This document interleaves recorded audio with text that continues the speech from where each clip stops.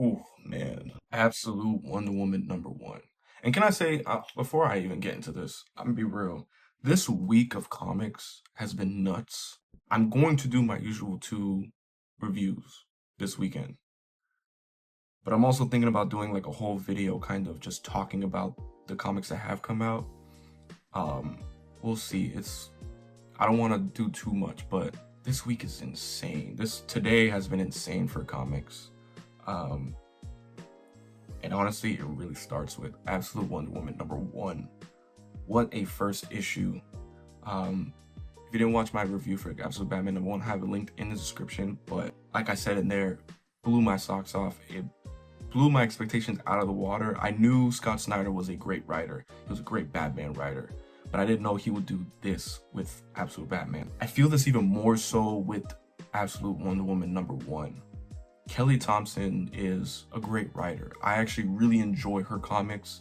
Her Captain Marvel run is sensational. This feels like her magnum opus. This feels like a comic that can change a writer's career trajectory completely. Absolute Wonder Woman #1 really is an interesting issue because it throws you into the action a little bit.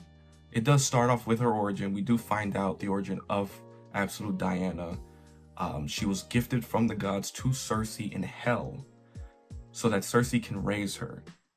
And there is a word that Cersei cannot say. And while Cersei's raising her, we kind of see that you can take a character, you can take a person out of their environment, change their environment however you want, but their character will always show through.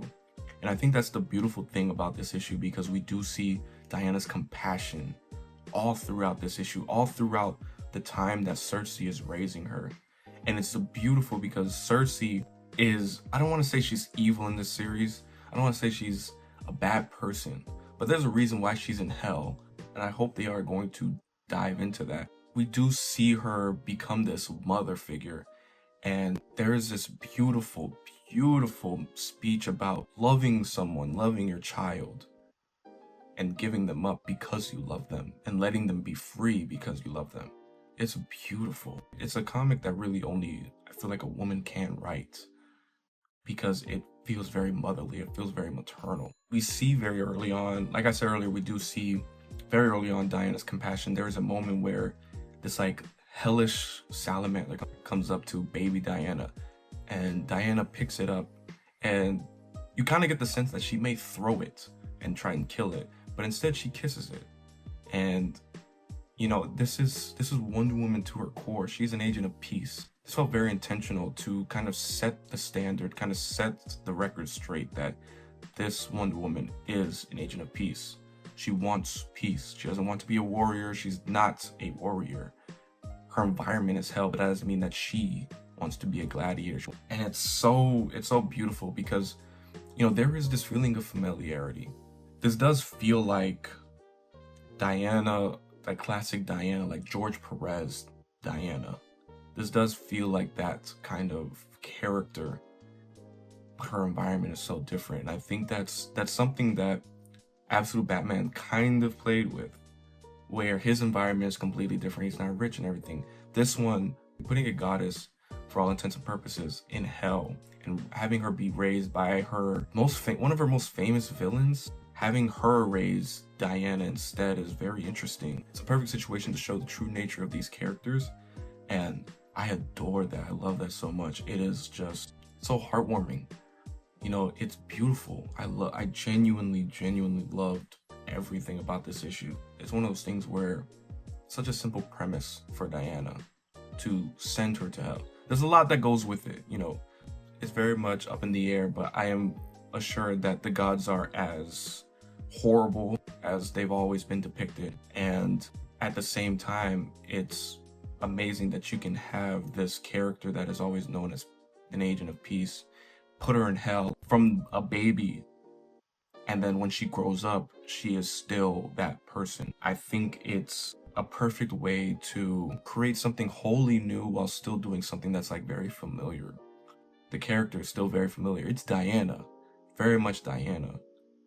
You can tell even though it's a different universe, it's very much Diana. You will be at home reading this. You may even prefer it to some of the past Wonder Woman comics, but for all intents and purposes, it does genuinely feel like Diana from Themyscira. I have to sing Hayden Sherman's praise because the art here is phenomenal. The paneling is amazing. The way they present Diana fighting these kaiju and these mythical monsters is just beautiful. There's a moment where Diana is flipping and dodging attacks, and it shows the panel that she goes through in each one to dodge, every dodge move that she does, and it's beautiful.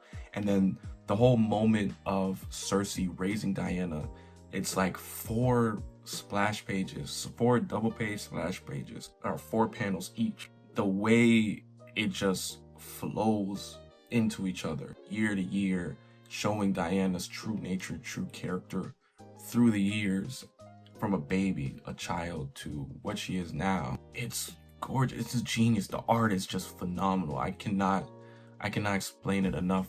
There's so many small details that are so significant. It's Hayden Sherman is showing off this issue. It's going to be phenomenal from here on out. This book is amazing. You need to read it. Genuinely, if you haven't read Absolute Wonder Woman #1, I advise you to read it. This is just, it's one of those books to me. I felt this about Absolute Batman #1, where I thought this would be one of the best Batman stories to come out in the last 20 years, and I still believe that. I feel like that even more for Absolute Wonder Woman. This feels more special. It feels like it's doing something more. It's very mythological. I think if it lands very well, this will be like Kelly Thompson's magnum opus. Someone who's already a great writer, but is probably writing their best work right now. Genuinely amazing. Great team to get on this book. And Jordie Bellaire on the colors is just... Jordie Bellaire kills colors all the time. Like, it's vibrant when it needs to be, but it's also just... it's very intentional. The colors are wonderful. I love what they do. One of the best colorists in the game, honestly. But yeah, Absolute Wonder Woman #1 is chef kiss, man. Chef kiss. Who would have thought Cersei raising Diana would be a great idea? That's absolute universe for you. Like, there's just so many different things that are going to happen, and I'm here for it. All the new announcements that have come out lately too. Absolute Martian Manhunter. Absolute Flash was already announced, but we saw more from it. Absolute Green Lantern. Like, this universe is going to be stacked. I think that while this is technically DC's Ultimate Universe, I do feel like this is a little bit more compelling as an Ultimate Universe.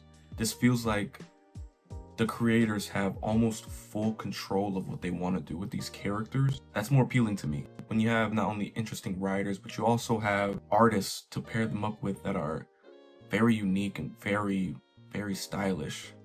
I think you're kind of in a very good spot for what you're trying to do with this universe. Not to be down on the Ultimate Universe. I love the Ultimate Universe, and it's doing a very good job right now for Marvel, but 2 books out right now and knocking my socks off. So I can only imagine what the rest will do. Amazing work, man. I am very, very excited about the rest of the series. If you watched this far, I really appreciate it. Like, subscribe, comment what you guys thought about Absolute Wonder Woman #1, and what else you guys want me to talk about. I'll catch y'all in the next one. Peace.